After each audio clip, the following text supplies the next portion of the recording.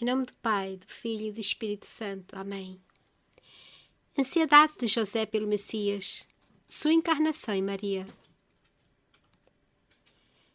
Desenvolvia-se diariamente no coração da Santíssima Virgem a ansiedade pela vinda do Messias, a tal ponto que todas as suas preces eram no sentido de que o Senhor o enviasse depressa.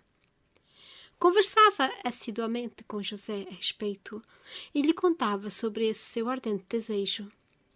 E ele, concomitantemente, sentia crescer nele também esse sentimento de ansiedade e se dirigia a Deus dizendo: Meu Deus, é chegado o tempo em que devereis cumprir a vossa promessa e que vos digneis enviar o tão esperado e desejado Messias para que ele possa redimir a humanidade toda que vive em estado de permanente escravidão.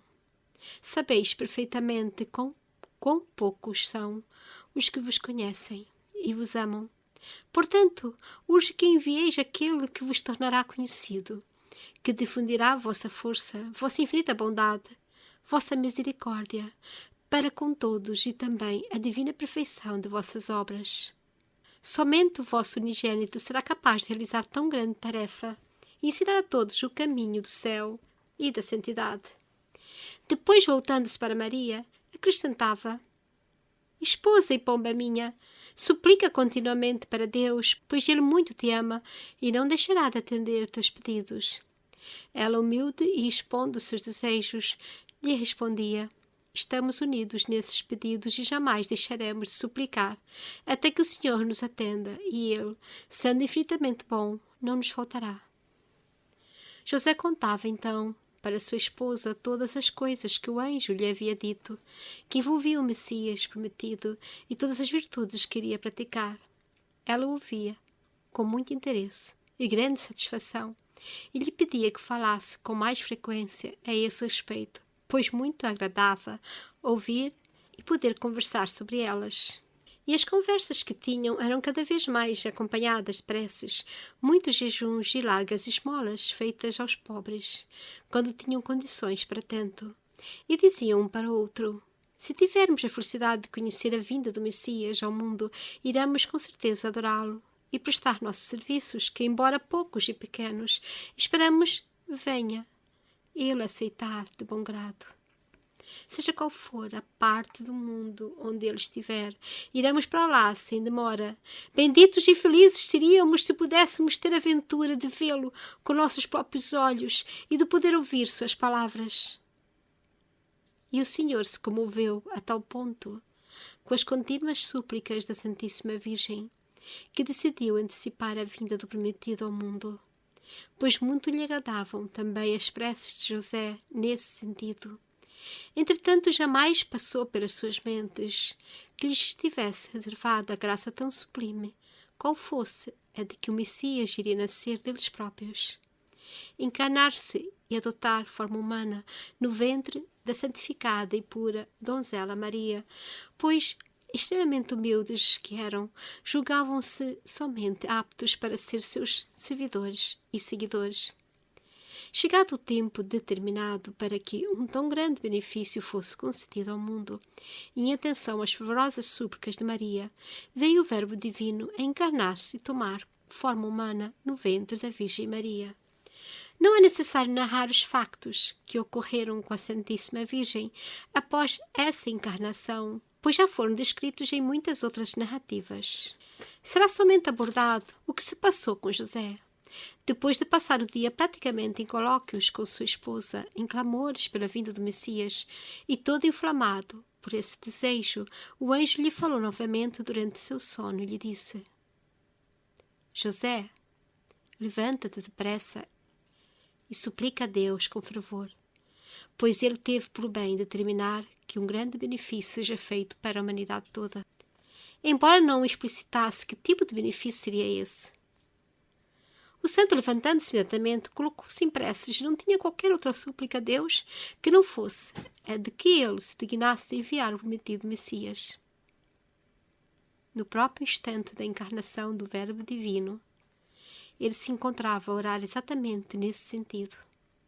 E o mesmo ocorria com Maria, que havia passado toda aquela noite rezando e suplicando para que isso acontecesse. Durante o acontecimento dessa encarnação, José foi levado a um daqueles seus êxtases de profunda concentração, no qual teve ocasião de conhecer os profundos mistérios divinos que estavam envolvidos, sem contudo ter tido conhecimento de que Maria seria a afortunada mãe do Verbo Divino, embora lhe fosse manifestado o quanto querida ela fosse para o Senhor e quanto todas as suas súplicas penetravam no seu coração. E também que o Senhor estava disposto a atender a essas súplicas todas e acelerar a vinda do Redentor. Voltando a si, José rendeu fervorosos agradecimentos a Deus. Cada instante passado lhe parecia ter a duração de horas. Tão ansioso estava em dar conhecimento para sua esposa sobre esse maravilhoso facto que lhe fora transmitido pelo anjo, para que ela também se alegrasse com aquela graça concedida e pudesse agradecer em seu próprio nome. Maria tardou em deixar-se o retiro naquela manhã, concentrada que estava em seus louvores a Deus e os favorecimentos todos recebidos. José, que de nada sabia, e achando estar ela imersa em suas preces, não ousou perturbá-la. Esperou com paciência até que ela deixasse seus aposentos. Durante sua espera rezou para que o Altíssimo a mantivesse sempre coberta de graças.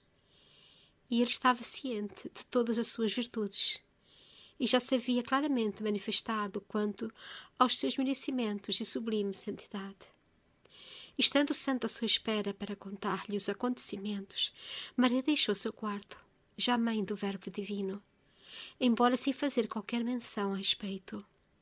Muito prudente que era, manteve para si aquele segredo que envolvia o Redentor, aguardando para que Deus ele mesmo se manifestasse quando chegada a hora de vida. À primeira vista, ela lhe pareceu mais linda e mais graciosa que nunca, com seu semblante irradiando luz. José se maravilhou com seu aspecto e sentiu grande veneração por ela, achando que mantivera contactos com o Senhor naquelas suas orações. Nada lhe perguntou e permaneceu silente. Ela então o saudou e, embora já sabedora de ter sido escolhida para a missão tão sublime, mostrou-se mais ainda humilde do que habitualmente. Encerrava em seu ventre o unigênito de Deus, mas não o deixava transparecer. Entretanto, seus olhos cintilavam como estrelas e ela os mantinha semicerrados, voltados para o chão, contando os seus impulsos, a fim de não exteriorizar o júbilo que tinha em seu coração. O santo saudou-a mais reverentemente de que comumente fazia, pois estava maravilhado com aquela grandeza de graças que existia nela. Contou-lhe logo as palavras que lhe haviam sido ditas pelo anjo e lhe disse: querida esposa, creio que serás tu a pessoa mais favorecida pelo Senhor, pois vejo disso claramente os sinais, e tendo eu também sido favorecido, pobre miserável que sou, como não haverias de ser tu, tão amada que é por ele, que te cobre com tantas graças? Maria inclinou sua cabeça e pediu ao seu marido para que se alegrasse e louvasse a Deus junto com ela, e que ambos se mostrassem gratos por todas as graças que ele lhes concedera. Muito contente com o convite, ele se juntou a ela e ambos entoaram cantigas religiosas de agradecimentos.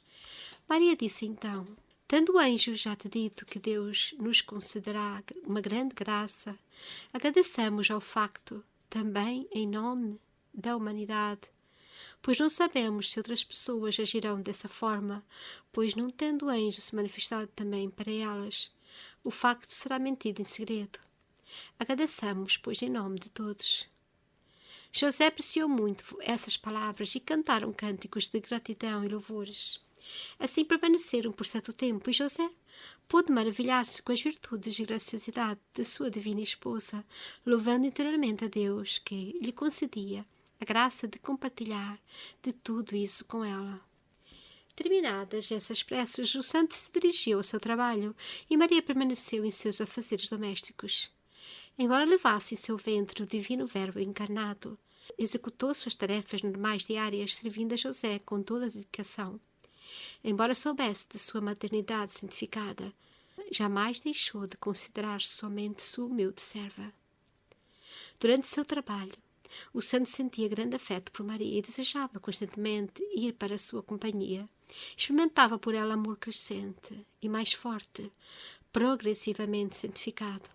Não apreciava ficar distante dela, e sendo isso necessário, sentia mesmo como se estivesse violentando-se a si próprio, pois seu Deus encarnado o solicitava constantemente.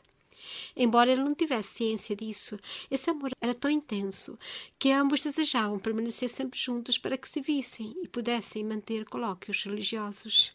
Ele tinha grande apreciação pela convivência com Maria, e disso extraía especial prazer. O Verbo Divino muito se alegrava com a presença daquele José, sempre solícito, e o aquilhoava cada vez mais com as suas graças. E Maria entendia tudo e se alegrava com os acontecimentos. José contou para ela todos esses seus sentimentos e lhe solicitou seu perdão por molestá-la tão frequentemente com suas visitas e por perturbar-lhe o sossego. Entretanto, dizia, não conseguia evitar tais emoções que provocavam nele o constante desejo de estar com ela e que em sua presença tinha imensa alegria, como jamais tivera.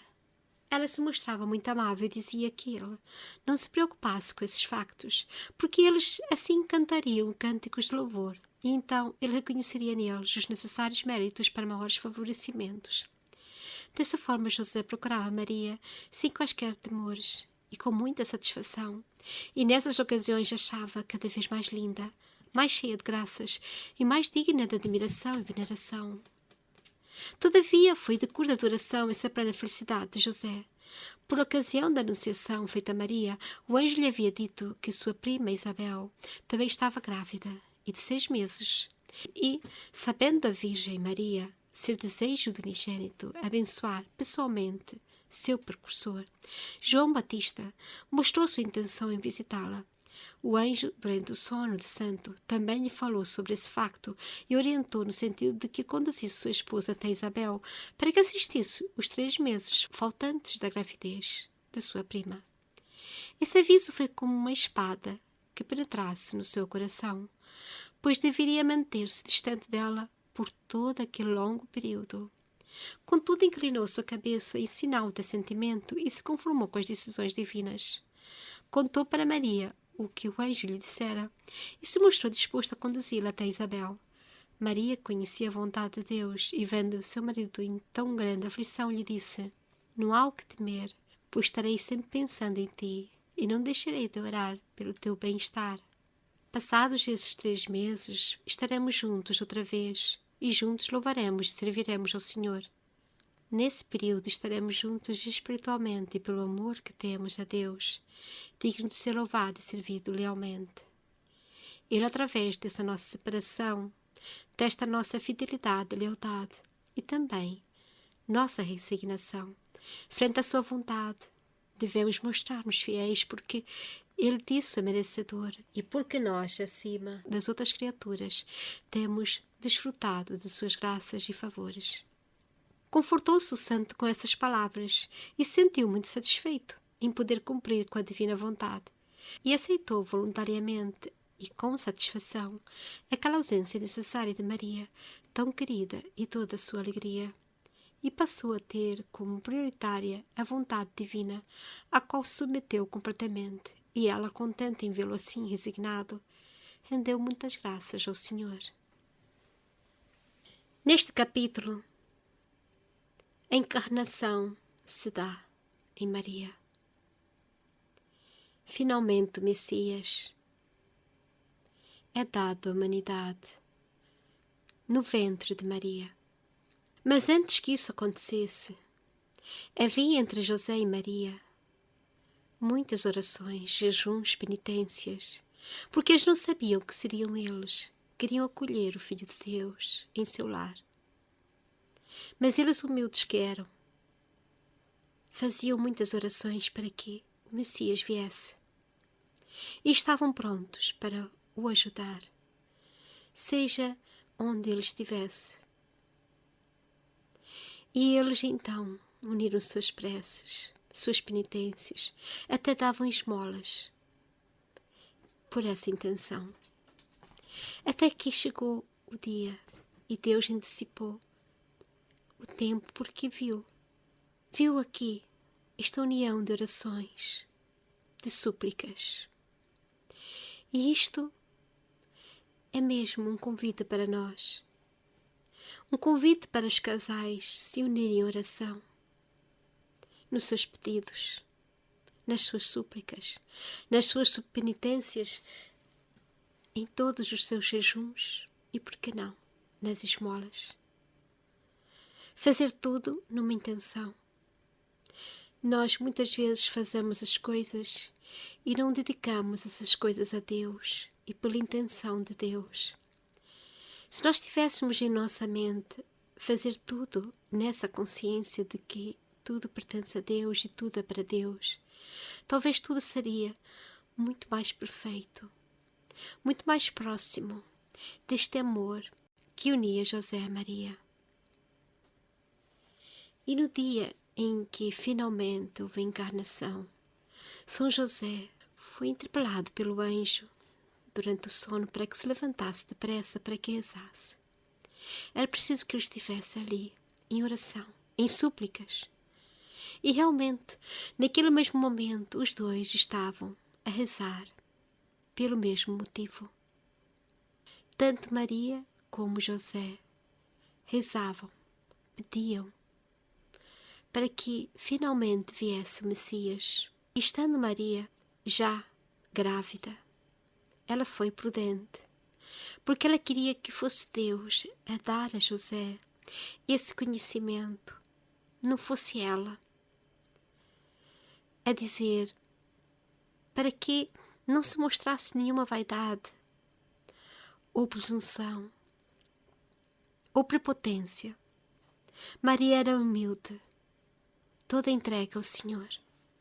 E por isso, São José, mesmo não sabendo que Maria já estava grávida, que já estava cheia do Espírito Santo, por meio do Messias, do Filho unigênito de Deus em seu ventre, ele começou a sentir algo que cada vez mais unia a Maria.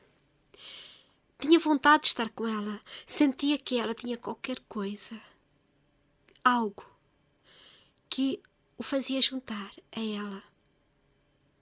Maria tinha tanta luz em seus olhos que tinha que semicerrar seus olhos, porque a alegria que estava dentro dela e tudo aquilo que ela sentia pela presença do próprio Deus em seu ventre.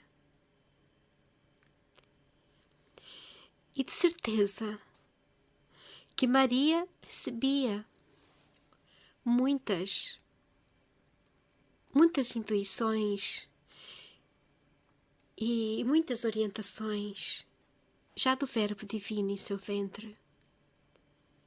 Ela tinha vontade de visitar Isabel, que já estava em 6 meses da gravidez de João Batista, mas ela esperou que fosse São José a ser interpelado pelo anjo para que levasse Maria a visitar sua prima Isabel.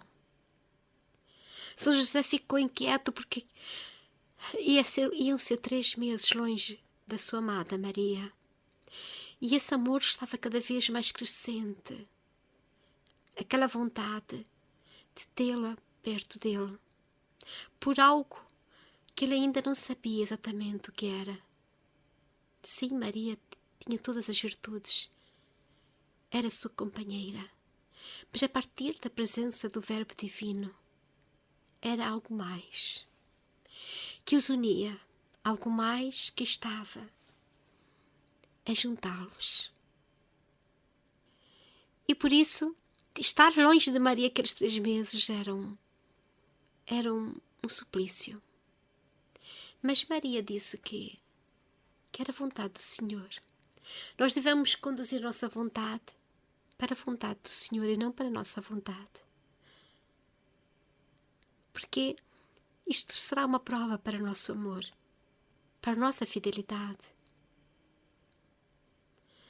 E devemos mostrar-nos fiéis, porque Deus é merecedor que façamos a sua vontade. Ainda mais nós que estamos a desfrutar das suas graças e favores, temos que dar tudo a Deus. E São José se conformou.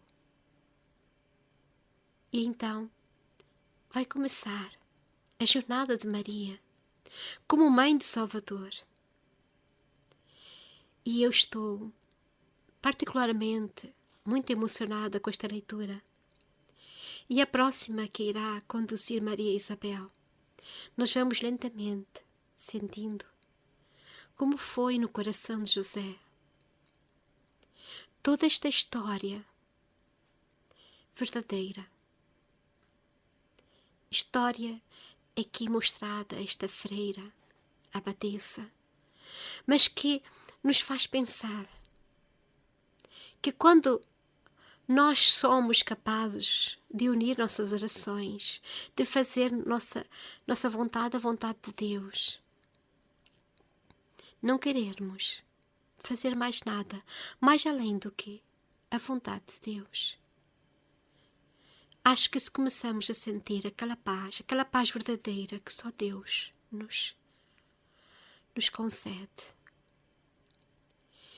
que sejamos fiéis à sua vontade, resignados à sua vontade, como diz Maria a São José. E procuremos cada vez mais render graças a Deus na nossa vida. Não esperar um momento para dar quase que esmolas a Deus de oração, mas termos constantemente em nosso coração a vontade de Deus, as leis de Deus, os mandamentos de Deus. E um momento qualquer que nós possamos ter livres, não usarmos para nos entreter com coisas do mundo, mas por que não rezar e levar os olhos ao céu e dar graças a Deus por todas as graças recebidas e ao mesmo tempo pedir para que Deus nos oriente naquilo que estamos a fazer, naquilo que devemos fazer para irmos em direção à vontade de Deus, porque a vontade de Deus é a nossa verdadeira felicidade. Em nome do Pai, do Filho e do Espírito Santo. Amém.